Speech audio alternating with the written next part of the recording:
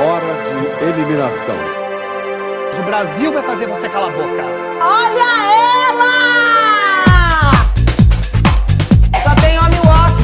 Quem você gostaria que ficasse na Fazenda? Não gosto de você. Pra mim é uma honra vocês não gostarem de mim. Amiga, não tem como te defender. Olá, queridos ouvintes do seu podcast favorito, Vem Ser Feliz Aqui Fora, o seu podcast sobre reality show, indústria cultural e política. Está começando mais um programa fresquinho para vocês. Hoje eu tenho aqui minhas parceiras de podcast, Carlos Jordão. Olá, que tal? Guilherme Regis. Olá, queridos ouvintes. João Pedro Ribeiro. Olá, olá. Eu sou Letícia Rodrigues e hoje também temos um convidado mais do que especial, minha melhor amiga, a pessoa favorita da minha mãe, Leonardo Birch. Leonardo Birch é ator, diretor, produtor, bonita de corpo, bonita de rosto e pesquisadora.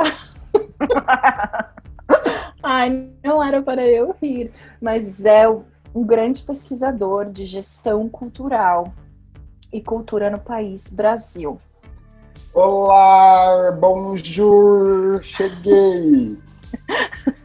Um olá para todos os ouvintes internacionais, né? Isso que é um convidado preocupado. Eu gostaria de dizer também que essa vinheta magnífica é feita pelo impecável Rodrigo Mancusi, pessoa a qual nós nunca cansaremos de agradecer.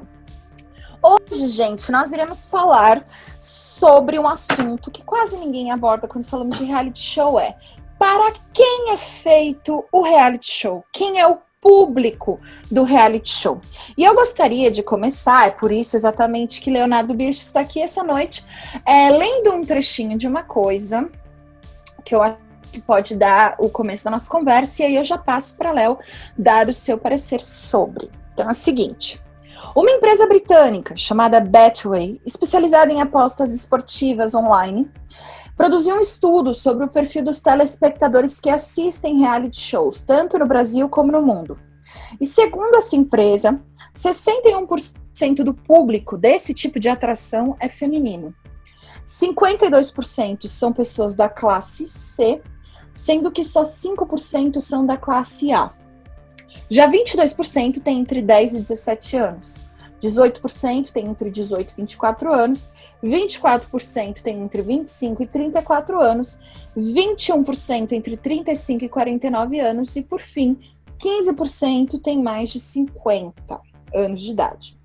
No Brasil, as cidades que mais assistem aos programas são o Distrito Federal, com 28%, Salvador, com 21%, São Paulo, com 20%, Recife, com 18% e Fortaleza, com 17%. A média no país é de 22 milhões de pessoas por episódio, ou seja, 10% da população brasileira. E aí eu queria começar perguntando para você, Léo, como que você enxerga esses dados, né, de um contexto socioeconômico e essa relação direta ou indireta com o produto televisivo? Olha, em relação à classe socioeconômica, na verdade, esse número não me impressiona, porque ele é um número que não está distante do universo da população brasileira. Então, quando a gente fala, por exemplo, que 5% assistem, 5% das pessoas que assistem reality show são da classe A nossa classe A no Brasil, ela está próxima de 5%. Então, a gente está bem alinhado. Então, tem algumas questões. Eu fui fazendo um cruzamento, né, na verdade, dessa pesquisa que a Betway divulgou, que, na verdade, é um compilado de várias outras pesquisas. E tem uma questão, eles não falam de classe E, por exemplo, nessa pesquisa. O que é estranho, né? Porque a gente tem classe A, B, C, D e E. Mas, de modo geral, eu não me impressiono com esses números. Eu acho que é um número que está bem próximo do universo brasileiro mesmo, da nossa realidade de classes socioeconômicas. Agora, tem algumas questões, outras de idade, eu acho que sim, a gente aí começa a ter um distanciamento maior do universo, mas essa questão da classe é o que mais me chama atenção, porque mostra que é um consumo, de certa maneira, se a gente pode dizer, homogêneo. Ou seja, se temos essa população assiste na mesma proporção. E assim, qual que era a segunda parte dessa pergunta? Sobre a ligação direta com o produto televisivo, né? Que você já falou um pouco. Então, eu acho que uma coisa que a gente tem que levar em consideração também, né? Eu estava pensando, nossa, como deve ser difícil fazer uma pesquisa sobre reality show no Brasil. No mundo, na verdade, né? Mas no Brasil, porque a gente tem o Big Brother, a gente tem a Fazenda, na Record, a gente tem o Top Chef, a gente tem o Masterchef, e a gente tem um monte de outros programas também, que estão na TV aberta, na TV fechada, no streaming, tem programas brasileiros, tem programas internacionais. Então, de verdade, é difícil, porque a gente está falando de muitos países, desculpa, a gente está falando de muitos Brasis que assistem reality show. E aí eu penso nesses produtos televisivos que eles se relacionam com o público desejado por quem está produzindo. A gente tem uma produção e uma recepção, e acho que isso é uma coisa que eu vou falar muito hoje. A gente tem recepção, a gente tem produção e recepção. A gente produz pensando em um público. Então, um exemplo X um programa de namoro para um público extremamente conservador. Pode ter um casal homossexual nesse programa?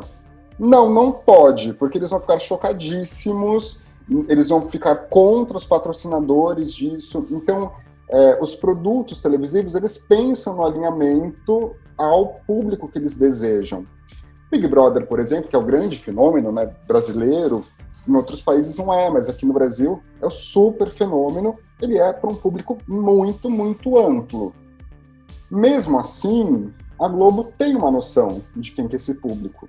E a gente pode ver pelos comerciais, pelas propagandas e anúncios que estão nos intervalos e também no programa, todas as ações de product placement que são feitas no programa, a gente pode ver que tem um alinhamento a algum público. Quando a gente vai falar de público, de cultura, de produtos em geral, né? Tem muita gente que fala, não, porque o meu produto é para todo mundo, é de 0 a 80 anos, classes A, B, C, D e E, e aí eu fico imaginando uma pessoa de 80 anos com uma bengala, um skate embaixo do braço, com uma roupa da Chanel numa loja de R$1,99, sabe? É todo mundo que a gente está falando? Quem é esse público de verdade? E as produções televisivas, e quando a gente fala de Globo, a gente está falando de muito dinheiro, as produções fazem testagem. A Globo não faz uma novela sem testar. A Globo muda a novela no meio. A Globo mata personagens no meio da novela porque o público não curtiu essa personagem. E muda cabelo, e muda a abertura. A novela América tinha uma abertura horrorosa. Era triste. Eu lembro da Débora Seco. Eu ouço a música, eu lembro da Débora Seco falando América, com Globo na mão. Era terrível. Era pavoroso aquilo. Deu assim 2 meses, eles mudaram a abertura. E falaram, não, é porque estamos na segunda fase. Não tinha mudança de tempo, gente. Foi mesmo? Foi, puseram a Ivete. Por que a Globo fez isso? É porque a Globo gosta da Ivete? Até gosta, a Ivete está sempre lá. Mas não é porque o público estava reclamando. Saía do Jornal Nacional, que já era tenso, e aí entrava com uma música tensa na novela. O público não quer isso. Então, as empresas têm esses estudos todos. A Globo não faz nada sem testar, a Netflix não faz nada sem testar. Anúncios, propagandas são testados também, para saber se esse público gostou ou não gostou. Essa pessoa está de barba, que mensagem isso pode passar? Tudo isso é pensado. Então, as empresas sabem qual que é o produto, qual que é o público desse produto televisivo, porque é esse público que vai interessar aos anunciantes.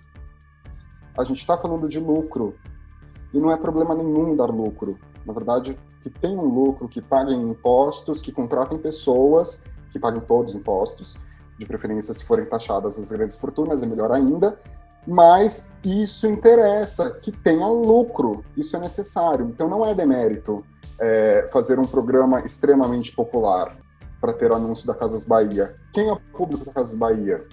É o mesmo público do Fast Shop, por exemplo? Quem usa Ipanema é o mesmo público de Havaianas?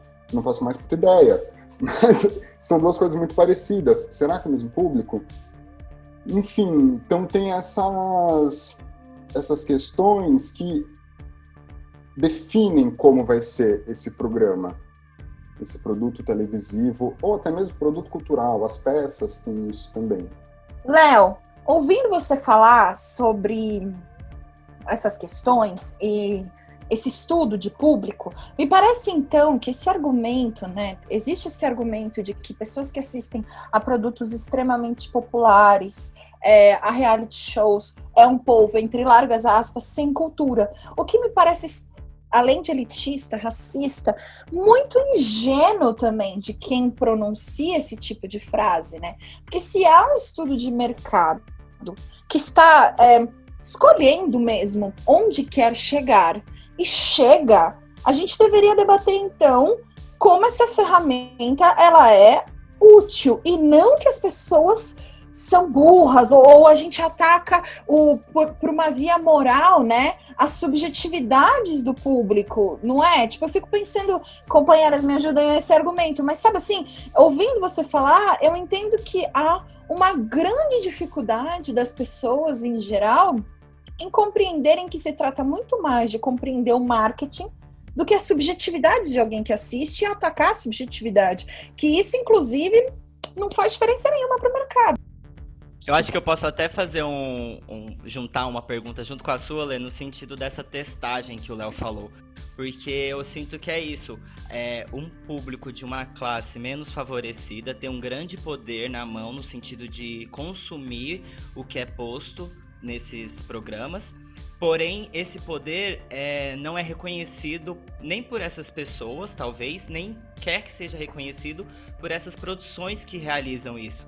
E aí o que acontece nessa classe A, nesses 5%, é que essas pessoas sabem que elas têm o poder. Então essa testagem é muito mais fácil em relação a esse tipo de público, no sentido de esse público, ele sabe que ele tem um poder sobre a produção. A classe C não. E aí se joga de uma maneira muito perversa em relação a esse público. Eu acho que a gente começa a colocar, a valorar as coisas. E para mim não é isso. E acho que não é nenhuma ingenuidade quando alguém fala reality show é para pessoas que não têm cultura. Eu acho que isso é um ataque mesmo, é um ataque rasteiro, é uma coisa baixa quando você fala. Porque você se coloca em um lugar superior. Então não é ingênuo, assim, acho que não tem cultura. Não, a pessoa sabe o que está falando. A pessoa sabe que está falando que ela tem cultura que o outro não tem. Mas aí a minha pergunta é, onde está no nosso contrato de vida, na Constituição, que um programa televisivo precisa ter cultura? O que é cultura para essa pessoa? Porque a gente acaba caindo em coisas bizarras, do tipo, o funk, pouco tempo atrás, vocês devem lembrar, o funk, um cara fez um projeto de lei para proibir o funk. Tem uma pessoa achando que o funk não é cultura. É a mesma coisa que eu falar que sertanejo não é cultura, que circo não é cultura. Quem sou eu para falar que uma coisa não é cultura? E daí, na boa, o funk é uma manifestação artística, cultural de um povo, de uma sociedade, de um grupo social. A gente está invisibilizando isso, a gente está tirando a legitimidade disso. Então eu acho uma bobagem quando se fala que reality show é para um público sem cultura. O reality show, na boa, ele não precisa ter o que as pessoas acham que é cultura. O que é cultura? Tem que ser um programa educativo? Então vamos fazer um reality show Castelo Rá-Tim-Bum, se é para ser educativo. Não faz Ai, sentido seria nenhum. tudo. Já pensou a prova de resistência com o tio Vitor e a tia Morgana e a Celeste de juíza?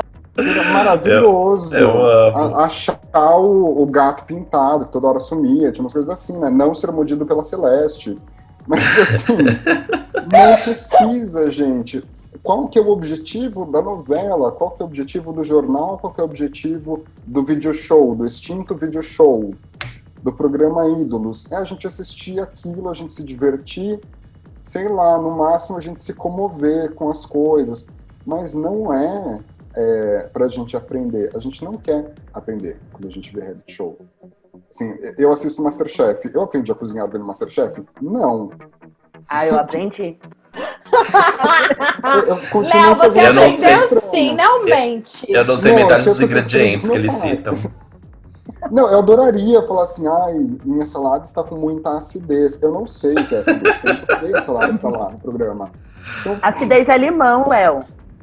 Ô, Léo, a minha eu mãe sei. falou isso ontem. A minha mãe começou, uma curiosidade, a minha mãe começou a falar que ela via no Masterchef eles falando da picância. Ela comprou meio quilo de pimenta malagueta, ela tá colocando em tudo. Hoje meu pai foi comer uma abóbora e ele quase sufocou de tanta pimenta que tinha, que ela tá tentando achar a picância. Tá Absurdo. vendo? Olha a desgraça que causa. Mas o Léo tocou num ponto muito importante, eu acho, que tem a ver com superioridade, né? Que eu lembro que eu acho que, claro, né? A gente fala pelo viés do reality show, da TV, né? Porque é disso que nós estamos falando já há 19 episódios. Há 12, há 13 episódios. Mas eu me lembro. Deu um super bafafá. Não sei se vocês lembram desse episódio que aconteceu. Saiu a lista das músicas mais tocadas, eu acho que foi 2017, 2016, alguma coisa assim. Aí tinha Pablo Vittar, Anitta no top 10. Aí começaram a divulgar uma fake news, que era uma imagem que as músicas mais tocadas daquela mesma época, na década de 60 ou 70, era Gal Costa, Maria Bethânia e não sei o que lá. E aí o povo começou a falar, tá vendo, gente? Tá vendo como a gente tá agora? Antes a gente ouvia música de qualidade, agora. Então eu acho que, na verdade, tudo que se aproxima do popular, do dito popular, tem tem esse olhar e tem essa esnobada. E principalmente, caros ouvintes, eu acho que a nossa classe aqui, nós 5 que estamos aqui conversando, nós estamos inseridos na classe teatral paulistana. E a própria classe teatral paulistana, ela tem um pouco desse lugar de superioridade também, né? Existe Um pouco. existe um torcer o nariz para tudo que se aproxime do popular, porque o legal é ter referências, o legal é o que vem de fora, o legal é quando a gente, né, pesquisa sobre coisas, sei lá, que bombam lá fora, né, e vem trazer para cá. Eu acho que tudo que se aproxima, tudo que é muito popular, na verdade, tem esse senso, né, das pessoas. não há dúvida, só que nós somos um país essencialmente de cultura popular. O que a gente tem, daí são várias pesquisas, tem uma pesquisa que eu tenho mais proximidade, que é o Panorama Setorial da Cultura Brasileira, que ele perguntou para 2.000 pessoas no Brasil, para 1.600, eu acho. Isso daqui, essa prática cultural, isso é informação, cultura ou diversão? Em suma, todas as práticas culturais e artísticas são as 3 coisas: informação, diversão e cultura. Só que as pessoas colocaram aquilo que elas praticam em diversão ou em informação. E tudo aquilo que elas não praticam, tipo teatro, ópera, balé, é cultura. Então a nossa população também reconhece que a cultura, por toda essa estrutura do sistema que foi montada para a gente achar que nós não somos cultos, que o que nós produzimos na cultura popular não é bom, as pessoas reconhecem de fato que aquilo que elas vão não é cultura. Uma festa popular é cultura. Uma festa religiosa, independente da religião, é cultura. Então, como a gente chega nesse ponto de determinar o que o outro faz ou não como cultura ou não, como bom ou ruim? Então, é essa necessidade de estar superior, né? Não vou falar de Big Brother, porque isso é muito, muito bobo, muito besta, assim.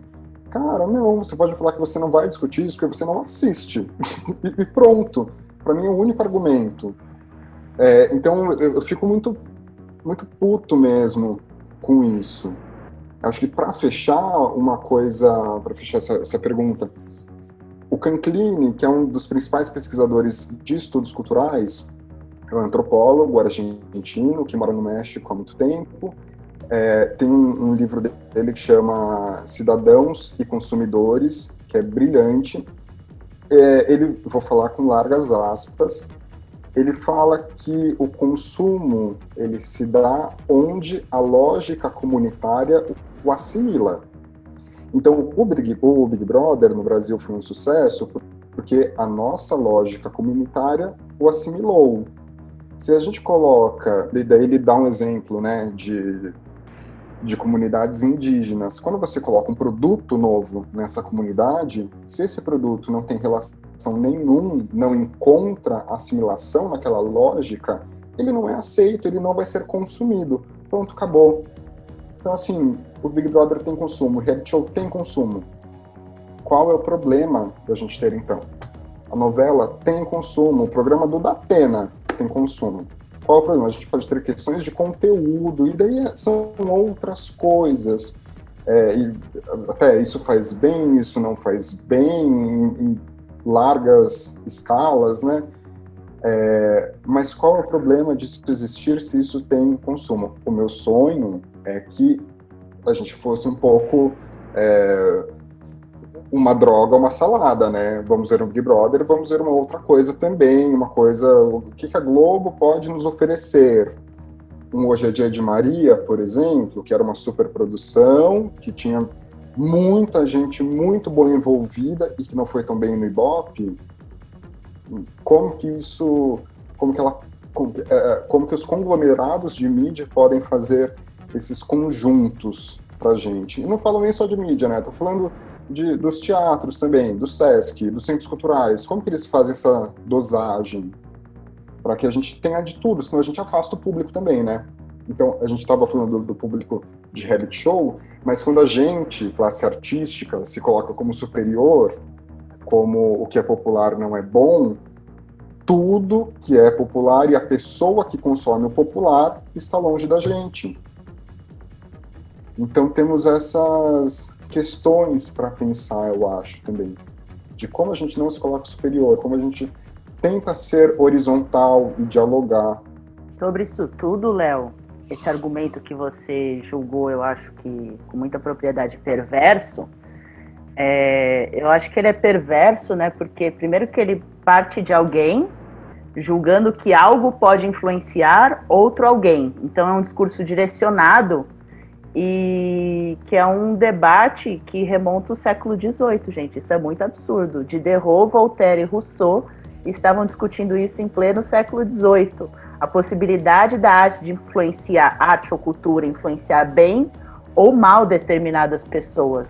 Esse projeto de lei para proibir o funk, por exemplo, teve uma pesquisa na Faculdade de Direito do Largo São Francisco, há uns anos atrás, orientada pela grandíssima Janaína Pascoal. Nós queremos servir a uma cobra! O Brasil não é a República da Cobra! Ai, sabia que a gente não ia poder. Léo, ele é um grande fã. Quando não é ela, é a Cláudia Leite. É sempre assim. Nossa, ela gente! Ela foi prof do João e o João gosta muito dela. Mas quem Mas convidou era o João? uma pesquisa que falava sobre o funk incitar crimes. Então, quando o funk, por exemplo, fala do tráfico, ou fala de estupro, ou fala de matar alguém, essa música, né, estaria incitando crimes e dando a possibilidade das pessoas aprenderem a fazer isso. A novela Força do Querer, agora, que está sendo reprisada na Globo, na época foi super atacada, porque a Juliana Paz fazia a Bibi Perigosa, que era uma mulher de traficante, falava que romanceava o crime. ensinava as pessoas a traficar. E é uma lógica muito parecida com a lógica, por exemplo, que quer proibir beijo gay em novela. Não pode, porque vai ensinar as crianças a beijarem. É muito perigoso, e essa discussão é de 200 anos atrás. Não entendo por que ela volta. Volta porque é um mecanismo de manutenção das estruturas de poder, né? Hipócritas! Tem uma coisa, amiga, que eu só queria atentar, que é as palavras que vão sendo atualizadas, né? Porque, se eu não me engano, eu posso estar errada, mas eu acho que não era só proibir o funk, era um projeto para criminalizar o funk. Sim. Era essa palavra que foi usada no argumento do cara lá. Então, assim, parece que vão mudando-se as palavras e vão, né? Essa manutenção que você falou. Sim, porque falamos disso, né? Eu fiz mestrado em educação e eu era a pessoa das artes, né? No meio de várias pessoas, professores de matérias regulares. E aí, uma das coisas que eu ouvia muito era do tipo, não, porque tem que apresentar coisa boa, tem que apresentar um Villa-Lobos, tem que apresentar um Chopin. Qual o problema de apresentar um funk, não é nem apresentar, né? É utilizar o funk, se você já está dando aula na periferia. E isso é o que é reconhecido como próprio daquelas pessoas daquela periferia. Também não posso generalizar, né? Todas as periferias. Mas o funk, o hip hop, qual que é o problema de utilizar isso? De entender qual que é a produção cultural, qual que é a manifestação popular e partir disso para construir um discurso. E olha, a partir do funk você pode chegar em muitos outros gêneros. Você pode partir da célula do funk, da célula musical, do funk, do pagode, para chegar em um leque imenso de gêneros musicais. Tem que saber fazer isso, mas não é falar isso não existe, porque isso existe. Porque no fim de semana é o que existe. Muito bem, esse foi Leonardo Birsch. E com isso a gente encerra o nosso primeiro bloco. Como o Léo disse, eu vou resumir esse bloco com um pouco de salada e um pouco de droga. Vamos ao próximo bloco.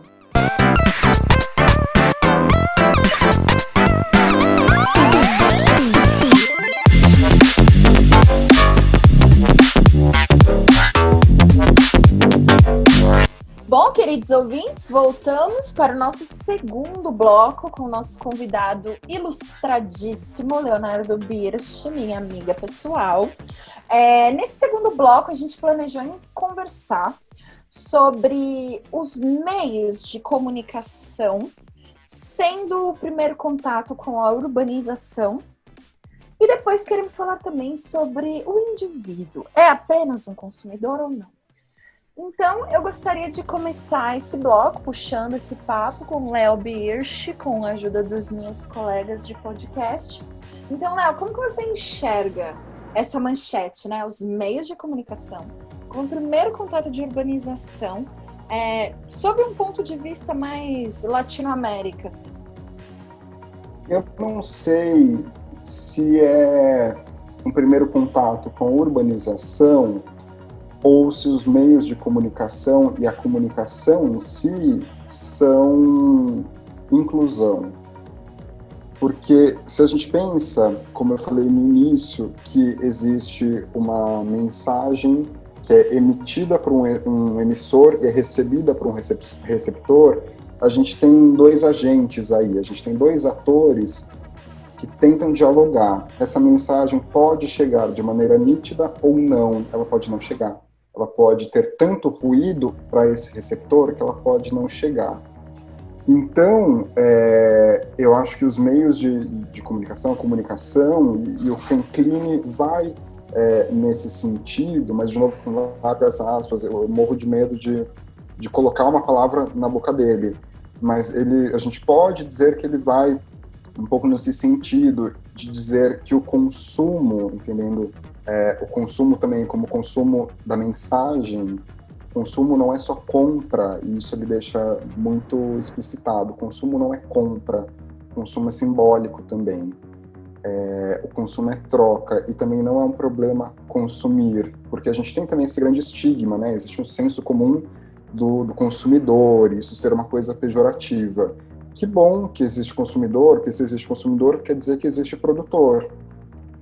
E aí, quando a gente fala do consumidor, do produtor, a gente tem que falar da distribuição dessa mensagem, que é esse processo de emissão.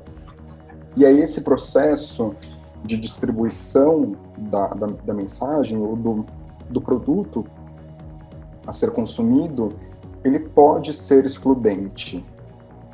Então, eu acho que eu prefiro, ao invés de falar sobre urbanização, eu prefiro falar dessa inclusão ou exclusão, e as coisas podem ser excludentes. Se a gente tem um reality show, por exemplo, ou o MasterChef mesmo, eu fico pensando um pouco, né? Tem um cara que é francês, que fala e tem que botar legenda até. Será que isso afasta alguém ou não? Eles são daquele jeito meio refinados, eles vão comer, daí tem um tratamento, tem isso, tem aquilo. Será que isso afasta alguém? E tem outros reality shows também, né? Para um reality show que seja inteiro em inglês, pode até ter legenda, mas que seja inteiro em inglês. A gente sabe que a TV fechada e a TV aberta tem priorizados conteúdos dublados.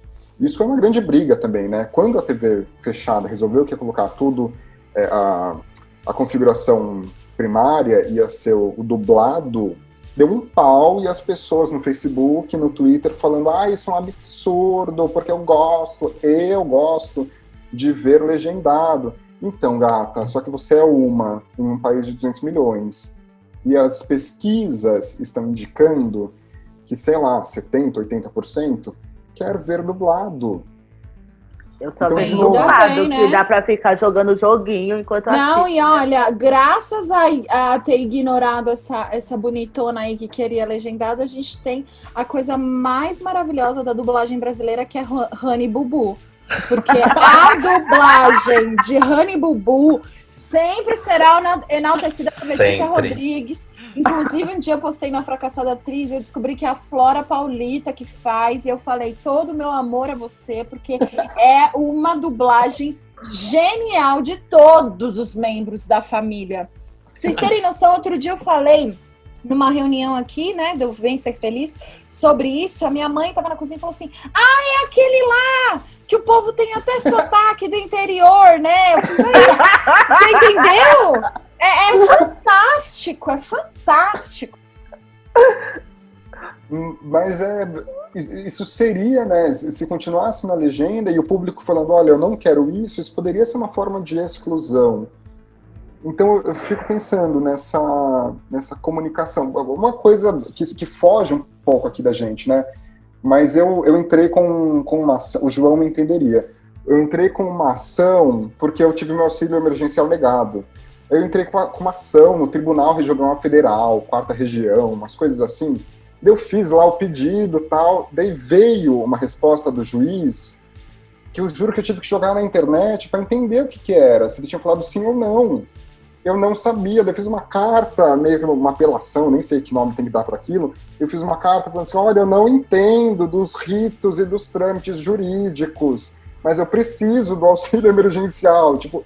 não estava entendendo. Então, são formas de exclusão. Se a gente não consegue se comunicar, a gente está sendo excluído. Hoje de manhã eu li um trecho de algum relatório, de alguma coisa que algum relator do STF escreveu.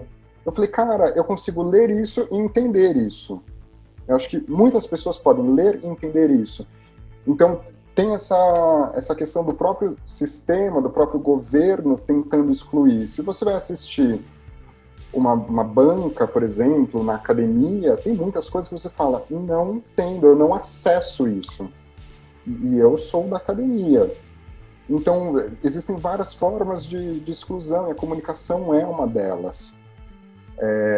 Tanto a comunicação verbal, a escrita, e os próprios programas. Claro, tem programas que são excludentes porque querem ser, porque a gente quer atingir um público tal. Então, isso que penso. Mas quando eu penso sobre a urbanização, né, eu penso muito na família da minha mãe, da minha avó, que eram de Penápolis. Não tinha máquina de lavar, minha avó lavava roupa no fogão a lenha, colocava para ferver, só que tinha cinema na cidade. Tá urbanizado? Não tá urbanizado, mas o que acontece? E o cinema americano soube fazer isso, na verdade, foi a grande sacada deles, né, no pós-Segunda Guerra. Era por contrato isso. O American Way of Life foi difundido no mundo pelo cinema americano e através de contratos. Muitas coisas americanas chegaram no Brasil, em cinema, porque isso estava determinado. Para ter tal benefício numa relação comercial entre os dois países, vocês têm que exibir 16 filmes estadunidenses. Então, como que você difunde também, né? Então, eu acho que eu estou fugindo um pouco da urbanização, mas eu estou falando de como um país, por exemplo, se representa no mundo e vende uma mensagem que a gente recebe e a gente passa a representar socialmente o país daquela forma. Para sair dos Estados Unidos, a gente pensa na Bahia. Falei assim, Bahia, o que a gente pensa? Você já foi à Bahia? Você já foi à Bahia, eu penso, por exemplo, Carnaval de Salvador, eu penso Ivete, eu penso Pelourinho com o Olodum dançando. Exato. Só que a Bahia não é só isso. A Bahia é Chapada, Diamantina, a Bahia é o sul da Bahia, o Recôncavo Baiano, é Santo Amaro da Purificação, é Maria Bethânia, é tudo isso. Só que em determinado momento dos anos 90, e daí todo mundo é meio dessa época, teve o boom do Axé Music. E não foi um boom assim, sem mais nem menos. Foi toda uma política construída, um incentivo que existiu, e isso dominou o país. Se fala muito na Bahia de Todos os Encantos, que era um programa do governo para atrair turista e coisas assim. Então a gente bombou. A Bahia é isso pra gente. A gente representa socialmente assim. A Bahia é o nosso senso comum. E a gente esquece todo o resto. A Bahia vai até para lá de Feira de Santana, gente. Então, Léo, os meios de comunicação e os produtos vendem, não que eles vendem, mas eles emitem mensagens. E essas mensagens podem virar nosso senso comum. Então, nos Estados Unidos, a gente tem uma imagem do que é a vida nos Estados Unidos. França, quando a gente vê um filme que tem alguma coisa na França, a gente tem uma ideia de França. Tem aquele seriado, Emily em Paris. Aquele seriado, assim, como fazer um seriado com todos os chavões de Paris. É esse. Então, assim, a menina vai no primeiro dia, acabou de chegar em Paris, o que ela tem que fazer? Comer um croissant. Ela não tem que aprender como pegar metrô. Ela não tem que aprender como pegar o ônibus ou trocar dinheiro. Ela tem que comprar um croissant. Então, assim, essa é a mensagem que a gente recebe. Meu pai amou essa série. Ô, Léo, sobre isso, queria deixar 2 indicações para os nossos ouvintes e para vocês, colegas, também. Tem um documentário muito bom do Walt Disney no Globoplay. É um documentário meio parcial que tenta limpar a barra do Walt Disney, mas a barra é tão inimpável que é possível perceber todo esse mecanismo de difusão do American Way of Life na criação da Disney, que acho que é uma das empresas que mais influenciam o comportamento global. E tem um outro documentário também no Netflix, esse acho que está mais famosinho, que chama Axé, Canto de um Povo, que fala também sobre a formação dessa indústria do axé, que nasce como uma manifestação popular, né? Isso que a gente falou sobre a cultura popular e como ela se torna um produto. E aí acho que para fechar esse assunto, se a gente vai para Roma Antiga, lá a gente vai ter o primeiro mecenas, o nome dele é Gaius Mecenas. E ele era o responsável por comprar, por selecionar o que seria comprado ou produzido de obras de arte.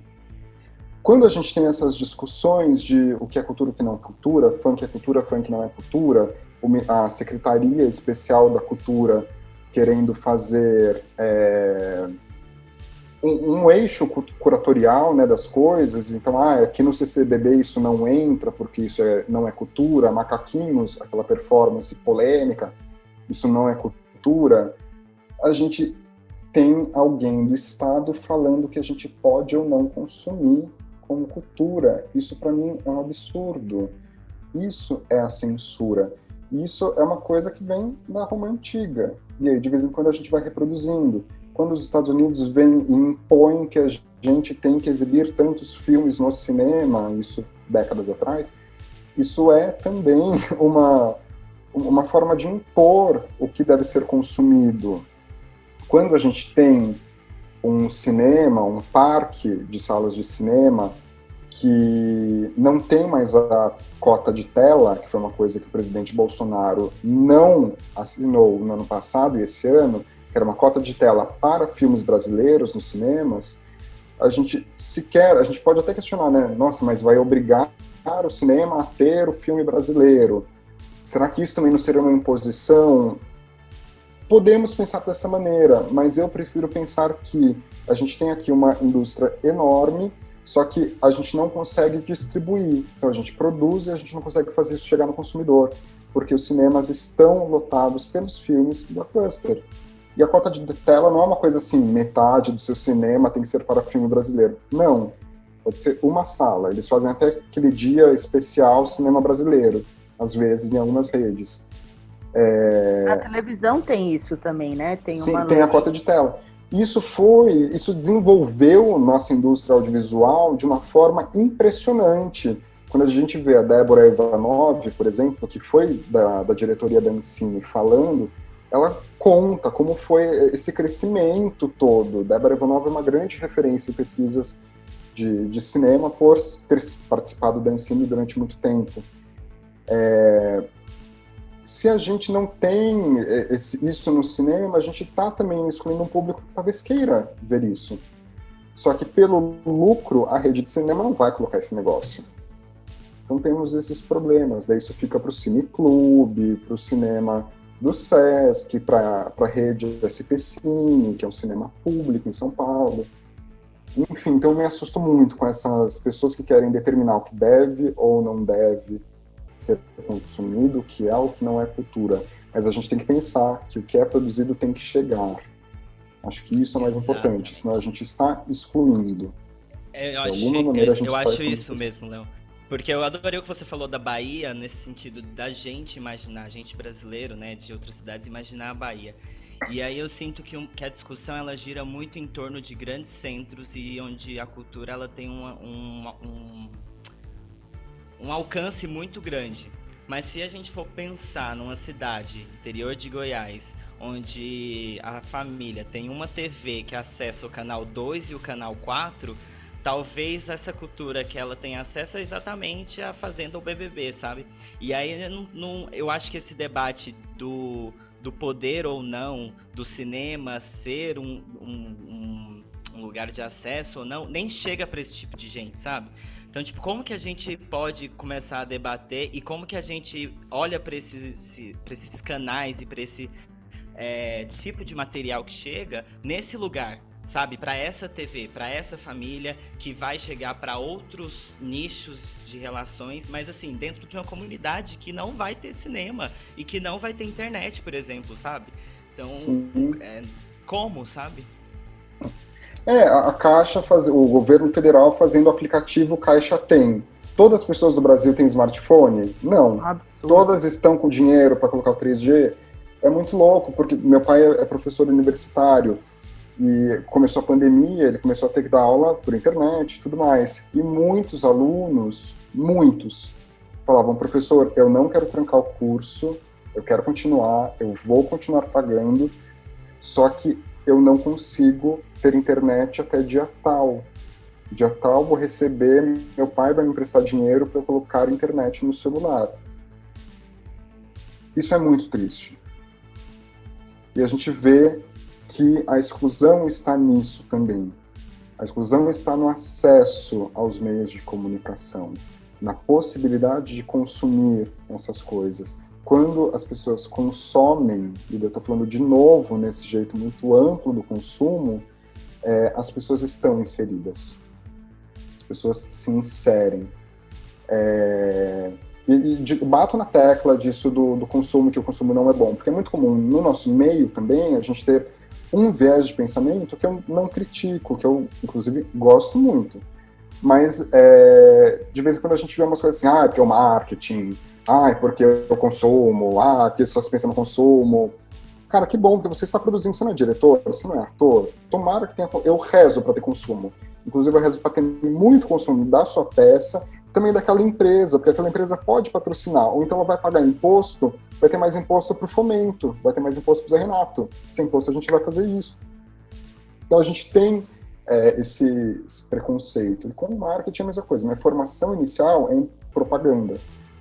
E muitas vezes nas artes eu ouvi assim, absurdos do marketing. Cara, o marketing, inclusive, pode fazer a sua peça ser melhor divulgada, ter mais público, coisas desse jeito. Você pode entender quem é o público da sua peça a partir de um estudo de marketing.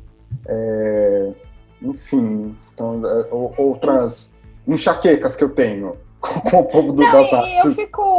Eu fico te ouvindo, né, Léo? E eu acho que nem se trata da gente partir para essa negação do consumidor. Não é que a gente não quer que o consumidor não exista, a gente quer que mais gente possa consumir.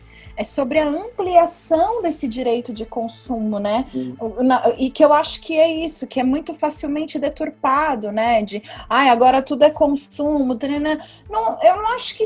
Talvez essa palavra esteja abarcando muitos adjetivos, talvez, que não lhes cabem, sabe?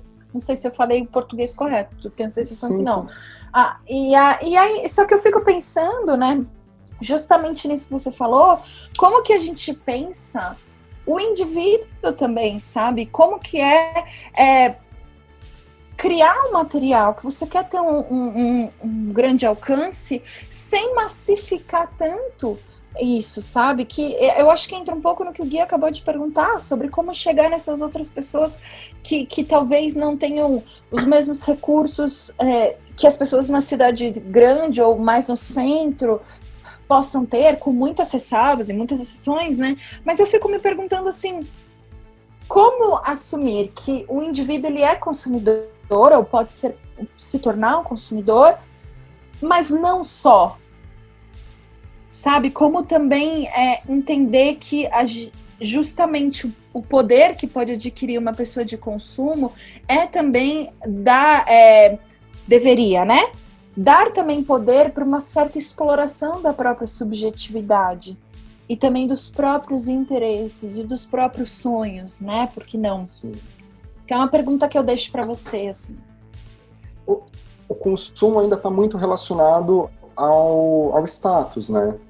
Infelizmente, esse jeito quase folclórico de falar do consumo é relacionado ao status. E se a coisa aparece na TV e você tiver isso for caro, e só você tem, isso é mais status ainda. É aquela propaganda do batom, eu tenho, você não tem. Acho que era batom, né? Cara, isso era para crianças. Que crianças formamos com isso. Mas eu acho que a gente não pode esquecer que se a gente faz uma coisa para grande público, um reality show, uma novela, por exemplo, a gente está falando de massa. A gente está falando, não massa também de um jeito pejorativo, a gente está falando de um produto de massa. Não uma calça jeans costurada e só tem 5 dessas calças jeans no mundo e 3 são para o Brasil. Porque tudo que existe, assim, só tem 10 no mundo. Pode contar que 30% está no Brasil. Juro, quando você vai estudar marketing de luxo, é sempre assim. O Brasil tem, assim, maior frota de helicópteros. São Paulo, em todo o mundo. Então a gente não pode esquecer que a gente está falando de massa, sim. A gente está falando de muita gente. A gente está falando da pessoa do Rio Grande do Sul, da pessoa do Acre, da pessoa de Manaus. E essas pessoas todas têm especificidades muito grandes. Belém do Pará, por exemplo, é insuportável ficar na rua, porque é muito quente. Você fica ensopado. São coisas tão básicas assim. Manaus, a chuva em Manaus é em um período diferente do nosso. Então aqui acabou de chover, daí começa a chover lá. Enfim, a gente tem que entender que se a gente está produzindo para muita gente, a gente tem que tentar fazer uma mensagem que seja recebida. E às vezes, para essa mensagem ser recebida, eu não diria que a gente tem que nivelar por baixo, mas a gente tem que entender qual que é o idioma que a gente tem que falar. A gente tem que entender a linguagem, o tom e tudo mais. É a mesma coisa de falar que uma peça de teatro é para todo mundo. Não, não é. Se essa peça é para todo mundo, a gente tem que pensar como ela vai ser para todo mundo. Como que ela vai de fato chegar. E aí a gente tem a gente poderia falar, nossa, então não dá para fazer teatro para todo mundo. Dá. Tem que ter formação de público, não é formação do público. Como que a gente faz, a gente promove que essas pessoas tenham as condições de acessar as coisas, de consumir. E estou falando economicamente e simbolicamente. Como que a gente promove esse consumo simbólico? Porque isso vai fazer a pessoa ser cidadã. É isso que inclui a pessoa na cidadania. E é por isso que o livro do Canclini chama Cidadãos e Consumidores. Não é cidadãos ou consumidores. Para ele as coisas estão extremamente relacionadas. Então, acho que se a gente pensa de um modo amplo, tem muitos produtos que podem ser excludentes. E aí o reality show, ele é para falar com todo mundo. O comercial da maioria, né, dos reality shows é para todo mundo. Um comercial de Big Brother não pode ser uma coisa cabeçuda. Pode ser uma coisa bem feita, pode ser uma coisa ótima, super qualidade técnica, direção de um diretor, Fernando Meirelles, o comercial. Pode ser. Só que ele tem que ser para todo mundo. Ele tem que chegar. Eu não posso assistir o comercial e me sentir um idiota. A gente gosta de conversar com alguém que menospreza a gente, que mostra assim, você não entende isso, você não sabe disso. A gente não gosta. Com o outro é a mesma coisa. A pessoa gostaria de ver uma coisa que ela se sente mal, que ela se sente, eu não compreendo, eu sou muito burro para isso. Não. Então, acho que é difícil, na verdade. Acho que eu não respondo a pergunta porque não sei como responder nem fazer. Acho que temos aí uma questão. Só que a gente pode abarcar, a gente pode entender que Brasil não é São Paulo, Rio de Janeiro, ok? Se a gente entende isso, a gente já pode também colocar outras realidades, porque senão a gente vai ficar o tempo inteiro representando nas nossas produções o que a gente chama de Brasil a partir de São Paulo. A gente vai continuar colocando aquele cara que fez a novela com a Juliana Paz para fazer um baiano, e a Juliana Paz para fazer uma baiana. Que não me convence, sabe? Então, acho que é isso. Léo, sim. E pegando o gancho aí, dessa sua última fala, a gente queria fazer um bate-bola com você. Eu vamos. recebi aqui informações de que você é um especialista em testes de BuzzFeed. Sou. Procede, então. A gente preparou alguns testes para fazer com você. Vamos lá. Vamos começar. Qual público você quer atingir? Eu quero atingir muitas pessoas, eu quero atingir todas as pessoas, o Brasil inteiro, quiçá a América Latina toda. Quero atingir muita gente. Apenas. Lá, velhinha de skate. Bengala numa mão, skate embaixo do braço. Essa imagem eu quero numa camiseta. Na produção, você é mais Miguel Falabella ou Cláudia Raia? Gente! Nossa!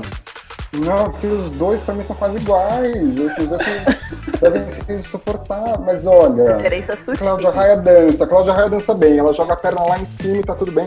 Canta mal, mas o pessoal acha que tá tudo bem. Então eu quero mas ser é Cláudia. Na produção. Mas tudo bem, ela leva as aptidões dela pra tudo. Cláudia Raia. Ela faz meses de cartaz de peça dela. E na atuação, você é mais Miguel Falabella ou Cláudia Raia? Puta. Nossa Senhora. Olha, eu não posso. Não, eu sou a Cláudia Raia, viu? gente? Amiga! Ela teve personagens desbundantes. Ela teve coisas brilhantes. Beijo. Queria ser a Tancinha, por exemplo.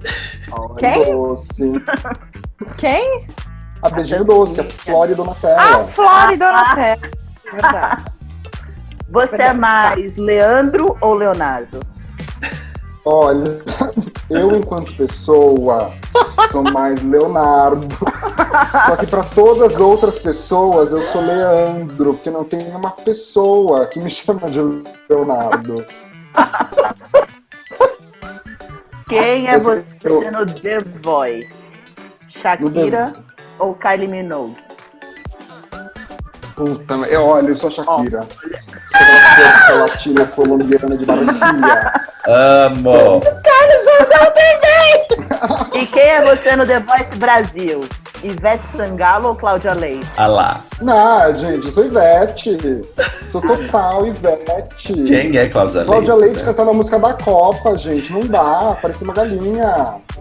Sou Ivete. Gente, como... Corote ou Catuaba?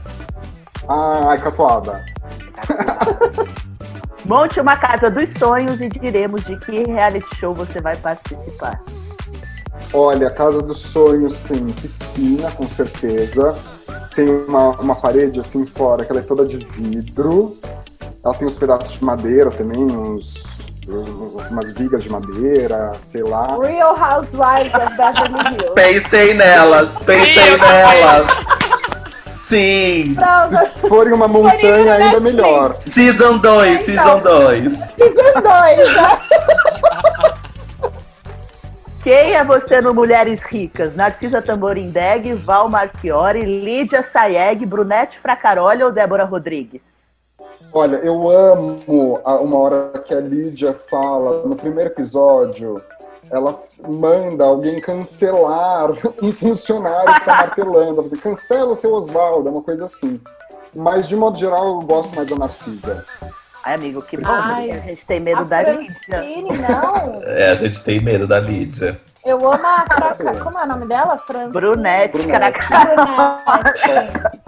Eu acho ela mais curiosa, assim, a que tem uma edição Barbie especial não dá. pra ela. Não entendo por quê, mas enfim, vamos lá. Esse, pra mim, é o problema dela. E ela anda com a boneca na mão, né? Sim, a boneca e a cachorra. É a nova edição da velha e o skate. A velha e a boneca. Acho que é. Vou usar isso nos slides. Retrato narrado ou Praia dos Ossos? Olha, desculpa, mundo, mas eu não vi nenhum dos dois ainda. Só vi Amiga, Além do você- Meme. Você traiu sei. o movimento. É um problema que eu vou corrigir em breve. Tá bom. Mas o Além do Meme é brilhante também, gente. Ele começa Sim. o primeiro episódio com a Beth. Eu também sou Beth. Ah, é? Eu também é Beth. Beth?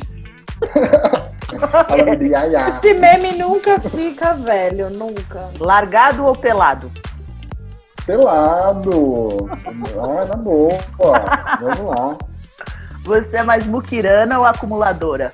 Nenhum outro, gente. Eu sou super mãozinha Você tem que aberta. escolher um. Jogo coisa Ou fora, eu mas confiei. tem umas coisas velhas que eu guardo, assim. Eu sou meio acumuladorzinho, mas um grau muito pequeno. E qual ex você levaria para suas férias? Tá, pau doido! A gente quer nomes. Ai, meu E sobrenome, Ai, se possível. Se for do meio teatral, então a gente adora. Já dá um Ai, release. meu Deus. Ah, eu acho que seria o meu último ex-namorado, Sem nomes, né? que é Jonas. Ah, Não é do Jonas. meio teatral. Fica aí gravado, Jonas. Você Aí, ouvir, Jonas, faz você iria na casa de férias com eles. Diga o seu signo que eu te darei uma punição. Leão. Leão, Não 48 existe horas sem água punição. encanada. Jamais. Léo, você concorda ou discorda desses temas polêmicos? A vida é um sopro.